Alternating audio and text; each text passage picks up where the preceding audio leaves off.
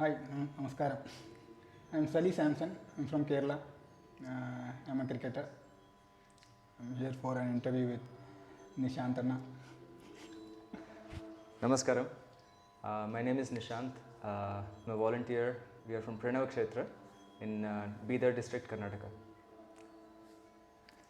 And we are involved in holistic living, and we are here trying to create model, sustainable, scalable, replicable model villages. So essentially, we're trying to see how we can make something sustainable as a whole, not just in one aspect, in every aspect as possible. So we have Saly here. We're very happy to have him over.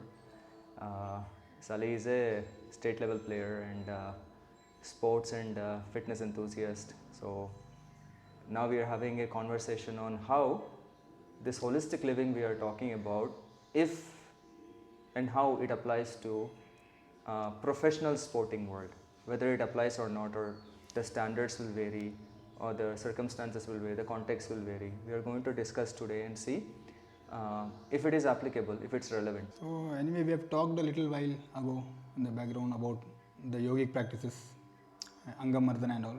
So I just wanted to know in detail how effective it will be if we bring it on to cricketing or athletic career, if we include that in athletic people's routines.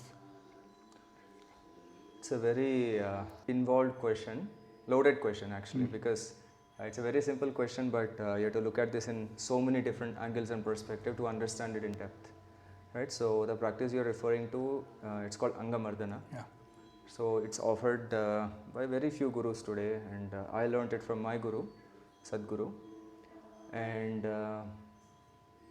I'm not a professional athlete in any way, but I'll just give you a background of where I'm coming from and why I can speak about this for the rest of the athletes. I've been gymming since the age of 16. So from age 16 till 28, I involved myself in different types of fitness routines, right? Mainly gym being the main one. So I did all sorts of other things also, like boot camps and P90X, and there's this so many fitness programs that came in between, which would work on different muscles and different. They're all like different routines altogether. Right? Every time I learned something new, I was like, wow, I did not know I had muscle here. I did not know I had muscle here. All different methods. All different methods and everything, trainings. And some are more suited for soccer, some are more suited for volleyball, some are more suited for cricket, some are more suited for basketball. And I realized that all these things are important. You know what I mean? If you want to be fit, see, every time I did something new, I realized that something is missing within me only. Correct? I didn't realize something existed there. I'm like feeling weakness there. When I did this, it picked up. So, never ever I'm completely satisfied where my entire body felt like one thing. You know what I'm saying? The wholeness. The wholeness was missing. So it's always like whatever I was doing, it was all isolated. Right? Even the boot camp stuff, they are integrated to an extent, but they're still isolated at the end of the day. Right? When you're pushing, you're doing your push-ups also, it's fairly integrated, no doubt about it. But there is still something missing in that. I could not find that missing link. And when I went to learn yoga for the first time, so I quit all this gymming and all the other exercises I knew at this point. I said, okay, I'm going to give a shot at yoga and see if it's really something. Will it improve my body? And by that point, I was like fit, strong. I was lifting heavy weights and all of that. Like, you know, I remember the first time I went, I had like good muscles and everything. And I was doing this something very simple called Nadi Vibhajan, where you have to touch your knee to your forehead. You have to stand on your four legs. And then I was not even able to get it to my chest only. Forget about reaching it to my forehead. And I realized how inflexible I was. See, internally I thought I was very strong and I can do all this yoga stuff, whatever. True, I understand that yoga requires flexibility, but that was so simple. And that was Upa Yoga. It's not even real yoga. It's like pre-yoga. And then I realized how weak I was. Because, see, for me, weakness is pain. If I was getting pain, then I'm not ready. My body is not ready. Simple. At that point, I realized that, okay, I have so much to go in this. Right? So and then slowly I started doing my Upyoga strongly and everything. Within a couple of weeks, I was able to reach my knee to my forehead, and I realized there is something to this because I gained new strength in those 2 weeks only, which I've never had in my life. And slowly I learned this practice called Surya Namaskar, and I was started to do Surya Namaskar, and I got some extra strength. That's when I learned Angamardana. And Angamardana opened up so many things within me that my entire body started to act like one. What do I mean by that? This is like very functional, I want you to understand, right? So generally when you do isolated, this is my experience again, when you do these isolated workouts, if that muscle wears out when you're doing certain activity, the rest of the body is not there to support you. Generally, right? That means you have to break that bone or muscle, generally. With this Angamardana, because the body is acting like one thing, when you have to exert pressure in that one muscle, the entire body will support. And I thought this is freaking fantastic. Why should not every athlete have it? And so the question here is whether it is right for you to continue your routine right now or not. Should you drop it and do Angamardana, or should you do integrated? So all these questions will arise. Correct? When you talk about all these things, the next thing which comes up in my mind is that if I think on behalf of athletes, we go through rigorous training program for preparing ourselves for the main event and daily practices and routines. So in between this learning Angamardana and integrating that particular practice into our gymming session, running session, and as well as our main event sports practices, I feel it's a little challenging for every individual because it's not like that, and they might even have their professional works and all. So I just wanted to know how can we integrate it because of the time constraints. Time constraints and all, and maybe because you already have so many things going, and also the body might be fatigued. Correct. Already there could be more fatigue in the body if you push it more, right? It's a very good thing you asked. So when we learnt Angamardana the first time, the first day I've done it, it took me an hour 15 minutes. Normally it's said to be taking 20-25 minutes. Normally 20-25 minutes. And then after I finished that first Angamardana and with so much pain in the body, I thought my teacher was just lying to me. Right? Simply bluffing everybody. 20-25 minutes. What is that? 20-25 minutes, I was in first set only. So I thought this is like pure marketing gimmick. But then he said you have to do twice a day for 45 days. He said if you do that, you will guarantee reach within 20-25 minutes. I said okay, I'll trust you. Because what do I have to lose? Because I know that this pain is a result of things I cannot do. That I want to be good at it. So I was like, okay, further, if it's going to help me for the rest of my life, it's worth investing these 45 days into Angamardana. So for the rest of the 44 days, I continued. After first week, the time reduced a little. Second week, time reduced even further. I remember after fourth week, which is after about a month, I came down to around 40 minutes-ish. And then I was like very happy because I reduced half an hour from 1 hour 15 minutes to 40-45 minutes. That's already half an hour reduction. I'm like, okay, now I'm trusting the process. It is true. It's all about, as your ability increases, you can reduce the time automatically. Your productivity is going up. Very simple. And then I was like, now the questions will come again.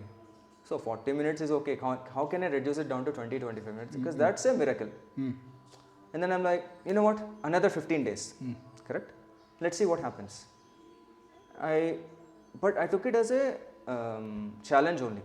Right? You cannot simply say, okay, the teacher said it, so it has to happen. No, you have to take it as a challenge also. So I took it as a challenge and I continued and continued. I still remember on the 40th day, I was able to hit the half an hour mark, like 30-minute mark. By this 40th day, the pain has disappeared. And I'll be honest, it will be intense pain for first 20 days. Intense means intense pain. Every little part of your body will be in so much pain that you want to leave your body only. You don't want to be in this body only. It's that intense pain. But by 40th day, the pain has disappeared completely. And when I'm walking, it feels like I'm flying only. When I'm running also, it feels like I'm flying only. Because normally when you're running, you feel that impact. Right? And generally, you know, you get the runner's high after some time, after some time when you run, you get the runner's high, and then you feel like you may be flying a little, and that is not a good state to reach for an athlete, because by that point you would have exhausted a lot of resources for practice purposes. When you're performing, that's a different thing. So with Angamardana, after 40 days, without doing Angamardana only, I'm in that state. So I thought, okay, fine, there are 3 more days, 4 more days. I continued. By 44th day, I was able to reach the 25-minute mark, and I said, I cannot do any further. So this is my reality. And I know people who are able to do it by less than 25 minutes also. Especially if you are a sports athlete, you will definitely reach there, because my genetics are not supporting me to push that hard. Okay, I don't have a need also. It's just for me to test it, and it worked. And you can easily do it in 20-25 minutes, that is guaranteed. So 25 minutes of, you can think of it as pre-workout, pre-routine. If you can do this and do whatever you're doing in day-to-day routine, it will only enhance that. Because if your entire body is responding to what you're doing, isn't that an improvement already? Yeah, but at the same time, the question arises that whatever we do, because I have also tried Angamardhana, and I have tried for a couple of days, and as you said, it was really an amazing experience, but at the same time I couldn't continue it for a longer period because of many other family situations and my workload and all. But when I did that 1 week of program, not 1 week, when I continued it for the 1 week, next 1 week, I just felt that every small fibers in my back muscles were getting activated, and it was like as you said, it was really painful. Painful means it was a sweet pain that I felt, okay, it's good. Even after doing all these years of gym and extra workouts and all, I didn't even feel that impact which Angamardhana gave me actually. That was surprising to me, that this simple exercise is giving me so much of trouble which the heavy gym has not given me. Not given you. So I can understand, if I kept on doing it for a longer period of time, definitely I can relate what you are talking. And it will definitely benefit me too. But it will benefit everybody. Yeah, but at the same time, which you stopped right now, that we should consider this as a pre-workout. I want to relate it to gymming and everything else, that while we do gym and exercises, normally people say that while the gym is, we are performing the activity, normally the muscles get torn up, and then they rebuild. That's how we gain strength. So is it the same thing with Angamardhana also? Like, obviously we are training the muscles, but in a yogic way. But does that also break up the muscles? And when we do that as a pre-workout, is it going to affect the whole day of workout and routines? Correct. So one thing that, the biggest difference for Angamardhana compared to most of the exercises out there, I found, is the impact it puts you on your joints. So I'll tell you this much. What makes body a body is the joints, nothing else. Okay? Muscle you can develop or you can reduce. Bones you can strengthen or reduce. But without joints, you cannot make up the body. You are a newly born baby or you're about to die. If you don't have strong joints, you don't have a strong body. Simple. It's not about bones and muscles also. Right? Depending on the activity, you may put on muscle, you may have to drop the muscle. That's a different thing. But strong joints are essential for everybody. And most of the injuries, 90% of the injuries in sports or athletics happen because of weak joints. Okay, no doubt about it. Definitely. Okay, at some point the joint will fail. Okay.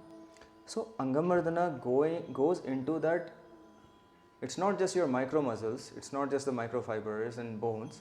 It goes into that tiniest and tiniest bit of joints. And when I say joints, I'm not talking about just the elbow joint. It's a very gross joint. There's so many joints between the muscles also that you cannot see.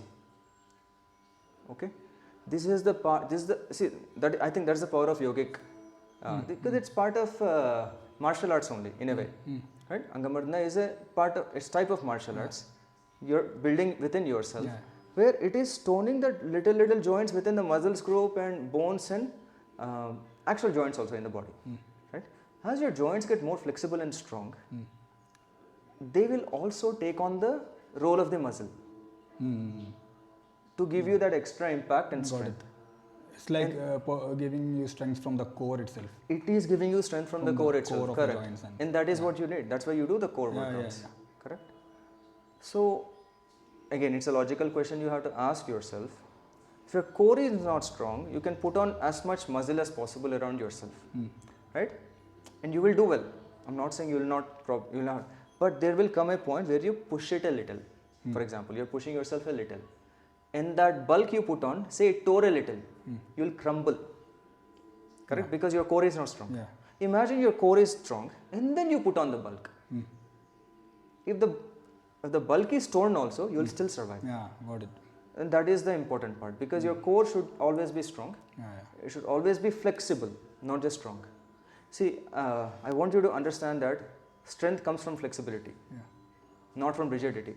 Right? If you can understand this one principle, you can be injury free all your life. Yeah, that's true. Simple.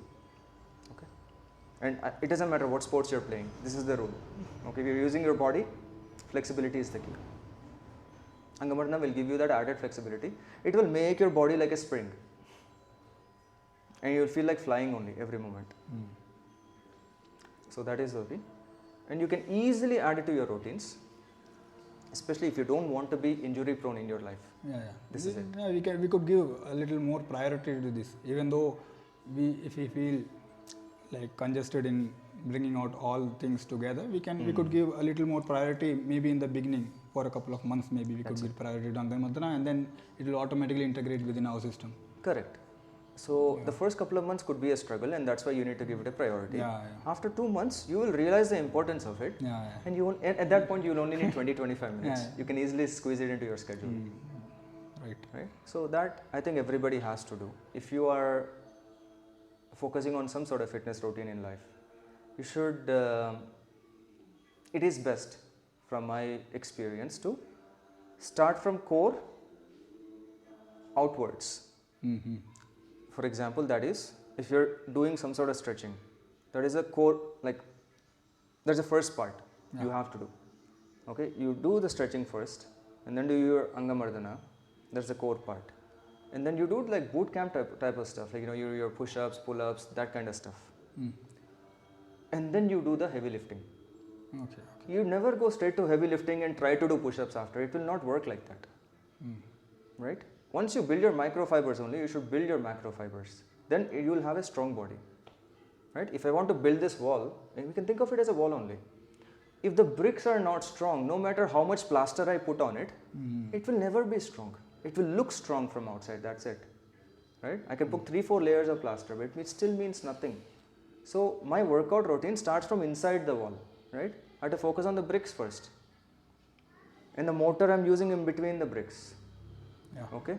The smaller the bricks, the stronger the wall actually. Okay, this is like all civil engineers know this.